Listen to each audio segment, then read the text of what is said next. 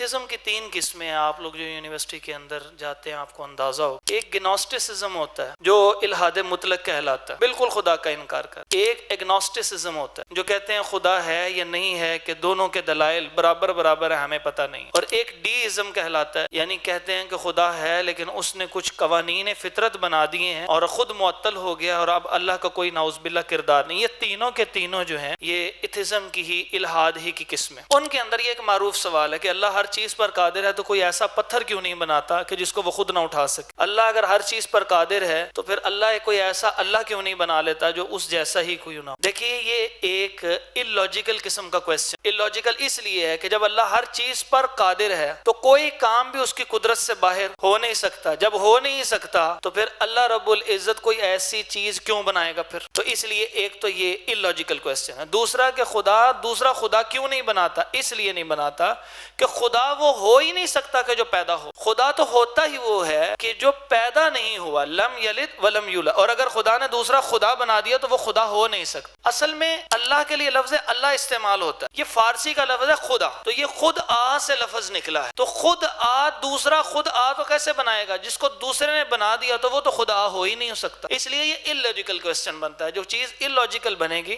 اس کا جو آنسر یہی ہوگا کہ اس کویسچن کو یہ ایڈریس کیا جائے گا. یہ کویسچن اللاجیکل ہے. یہ سوال جس کے ذہن میں اترتا ہے یہ اصل میں سوال بن نہیں سکتا, جو صرف ایک وسوسے کی شکل ہوتی ہے.